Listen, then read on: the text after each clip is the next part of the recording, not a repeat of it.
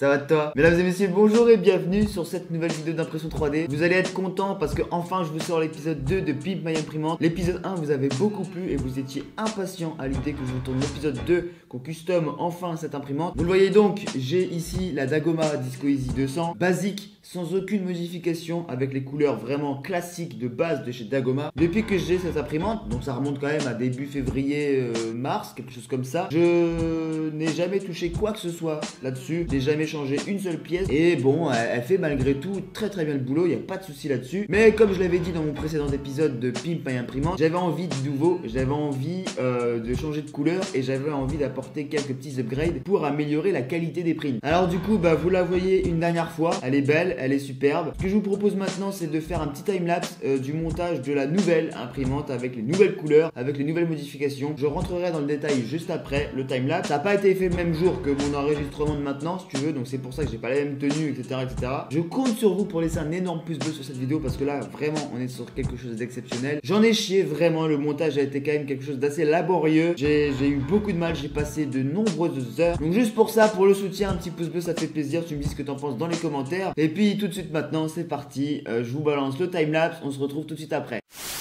On a tout le matériel exposé là sur la table, tout le matériel pour monter cette fameuse Disco Easy 200 avec toutes les upgrades et tous les modes en plus. On a toutes les pièces en plastique, en PLA ici. On a des barres, on a des roulements, on a des vis, on a tout ce qui est électronique, les moteurs, la tête. On a vraiment tout ce qu'il nous faut éparpillé ici. Et puis là, ce que je vous propose du coup, c'est de faire un énorme accéléré, un énorme timelapse de ce montage. Ça va me prendre, je sais pas moi, entre 4 heures et 6 heures. Je ne sais pas, je vais prendre mon temps parce qu'il y a plein de petites choses qui sont nouvelles sur ces modes pour cette installation. Il y a plein de choses qui sont aussi anciens, mais comme j'ai monté qu'une seule imprimante une seule fois la Disco Easy, je ne la connais pas encore parfaitement bien. Donc j'avoue que je risque d'avoir du mal et je risque de prendre certainement mon temps. Je vais m'aider de mon PC portable que j'ai mis aussi juste là, pour pouvoir accéder à n'importe quel moment à internet et bien suivre les tutos et les slides qu'ils nous proposent pour monter cette imprimante. Écoutez, moi je peux vous dire qu'une seule chose, c'est qu'on se donne rendez-vous à la fin pour voir véritablement le résultat terminé de cette Disco Easy. C'est parti!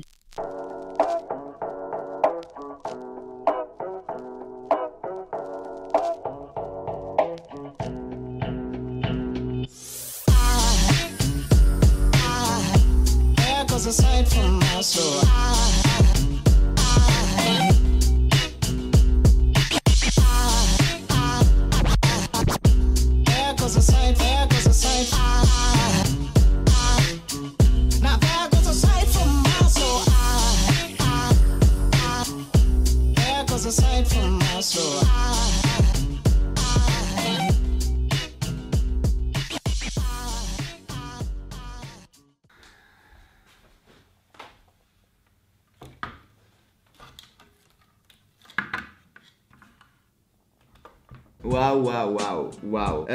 Là voilà, tu l'as vu, pas mal de changements, principalement au niveau des couleurs, tu le vois, ça tape à l'œil. Je te présente ici la Dagoma Disco Easy 200 Iron Man. Je sais pas encore quel nom lui donner, tu peux me suggérer ça dans les commentaires. Tu peux réfléchir à une idée de nom pour cette imprimante qui correspond à Peanut et aussi à Iron Man et avec Disco Easy. Donc t'essaies de trouver un petit nom, tu mets ça dans les commentaires, ça serait marrant. Et voilà, déjà d'un point de vue de la couleur, ça change énormément. Alors du coup maintenant on va rentrer dans le détail et qu'est-ce qui a été modifié sur cette imprimante si ce n'est les couleurs. Déjà un truc principal, primordial que tu vois, c'est des grosses pièces là et t'as les mêmes derrière de chaque côté. Ça, qu'est-ce que c'est? Ça en fait c'est ce qu'on appelle l'ultimode. C'est un ultimode by Bézin, donc dédicace à monsieur Bézin qui nous a fait du coup cet ultimode. Ça sert à rigidifier la structure globale de l'imprimante. Je m'explique. En fait normalement t'as des barres qui viennent ici dans chaque trou et ça te fait un espèce de triangle comme ça et ça vient dans la structure en haut comme ça. Et c'est censé rigidifier la totalité pour éviter les petites vibrations, les petites secousses. C'est vrai que l'imprimante elle est quand même plutôt légère et quand la tête d'impression se déplace et fait des va-et-vient très vite comme ça, il peut arriver que la structure elle vibre un petit peu. Donc ça en fait ce mode là c'est clairement pour rigidifier, pour solidifier l'imprimante. Vous allez me dire alors si j'ai imprimé les pièces, pourquoi j'ai pas mis les fameuses barres? J'ai tenté de les mettre avec le petit chapeau qui allait bien pour les caler dedans. Le problème c'est que mon imprimante faisait n'importe quoi. Enfin il y avait des bruits dont je ne savais pas d'où ça pouvait venir et pourtant on s'est penché dessus à plusieurs et on a passé de nombreuses heures à vouloir trouver d'où venait ce bruit.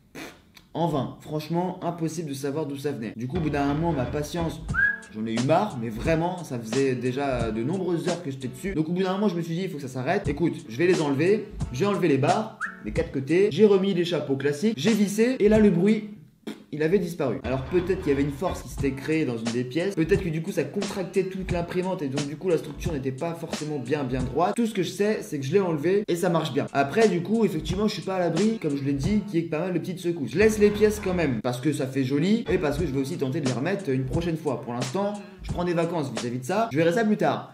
Mais quoi qu'il en soit, ça rajoute du poids quand même à l'imprimante. Ça a pu la rendre un peu plus stable au niveau des faces avant, arrière. Donc dans tous les cas, bon, même si je le laisse, c'est pas bien grave. Voilà pour cette première modification, donc l'ultimode. À côté de ça, on va prendre ici, au niveau de la tête, tu as 2 barres ici. Hop, ces 2 barres là, ce ne sont pas les barres classiques que nous retrouvons dans le pack Disco Easy 200. Ce sont des barres Igus qui sont couplées avec juste en dessous de la tête, ici. Juste là, avec des roulements Igus. Je t'ai mis les références dans la description. Ça, c'est très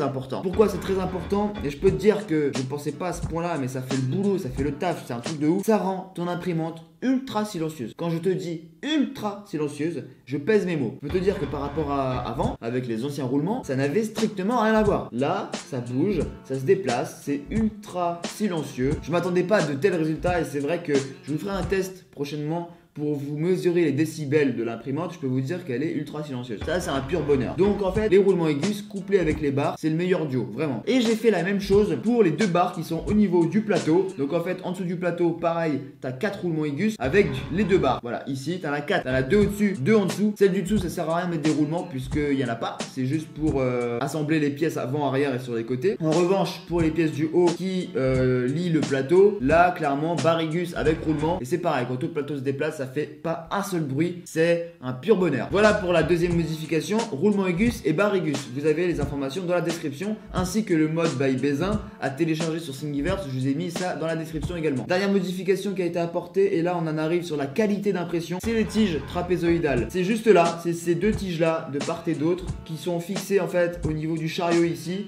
de chaque côté, avec 4 petites vis. Et ça en fait, ça fait que quand ta tête elle monte, et ben en fait les axes ne bougent pas si tu veux. Sur l'autre, avant, et ben les axes bougeaient. Donc ça crée un petit peu du wobble. Le wobble, c'est lorsque les traits d'impression sont apparents. Là, avec ça, je t'assure que ça améliore nettement la qualité et je sens vraiment la différence. J'ai déjà pu imprimer 2-3 petites pièces et clairement je sens la différence. Ça franchement ça vaut que dalle et c'est entre guillemets le truc à faire sur son imprimante. Tu veux modifier ton imprimante, oublie le mode by Bézin, mets des tiges trapézoïdales, fais 2 roulements Igus dans la tête, voilà bim. Avec ça je peux te garantir mon pote que ton imprimante elle va être nettement différente. Donc pareil, les tiges trapézoïdales avec le système de fixation, les anti-backlash, je t'ai mis ça dans la description, pareil. Donc ça coûte pas grand chose, vraiment les modifications ne coûtent pas grand chose. Si ce n'est peut-être les barres Igus avec les roulements, ça coûte un petit billet, mais bon, en dehors de ça, franchement, c'est quasiment négligeable. La modification aussi, c'est que mon écran, maintenant, il est mobile. Avant, l'écran, il était complètement fixé sur l'imprimante. Je pouvais pas en faire ce que je voulais. Là, maintenant, mon écran, je peux le prendre avec moi, je peux le déplacer. Et puis, bah, du coup, au niveau des couleurs, bah, on en revient à la même chose. Hein, couleur Iron Man, or et rouge, c'est super classe. Moi, je trouve qu'elle a de la gueule. Il y a encore les fils apparents ici, puisque je suis pas encore totalement sûr de mes réglages et des branchements, et etc., etc.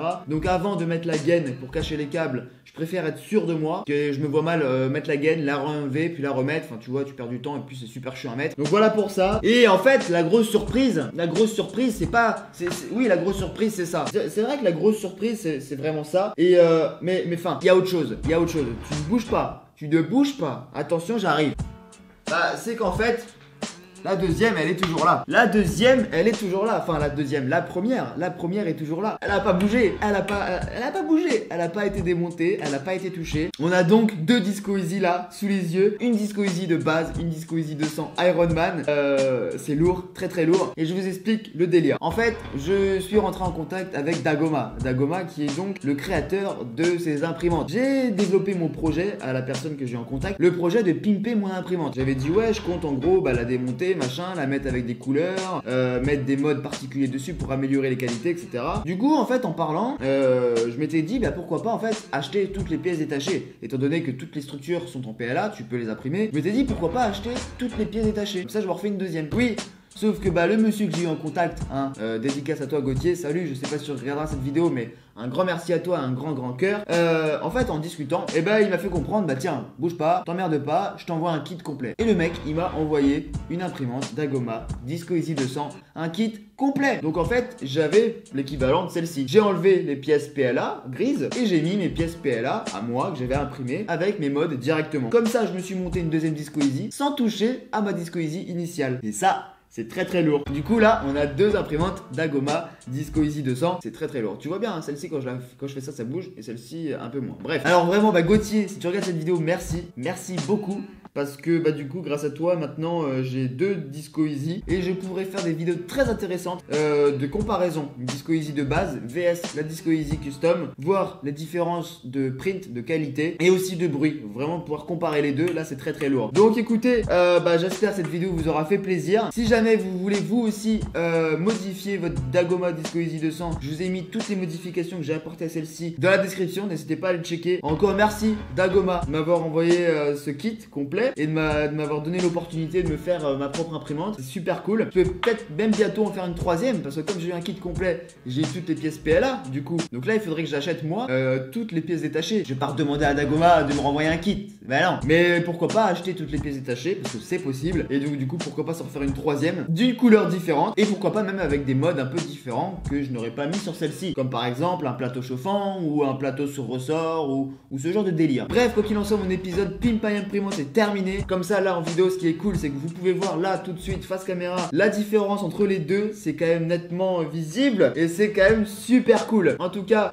nous on se retrouve très vite pour une nouvelle vidéo. Prenez soin de vous, faites pas de bêtises, bon courage pour l'école, bon courage pour le boulot. C'était Peanut. Oublie pas de laisser ton énorme pouce bleu si ça t'a plu. Dis-moi ce que t'en as pensé dans les commentaires. Abonne-toi à la chaîne si c'est pas encore déjà fait. Et puis nous, on se retrouve très vite pour une nouvelle vidéo. C'était Peanut. Ciao. Ta-la-la. Ta-la-la. Je kiffe sa mère. Je kiffe. Pas. Dis-moi c'est laquelle la plus belle pour toi? Celle-là ou celle-là? C'est laquelle la plus belle? Dis-moi ça vite. Allez, salut.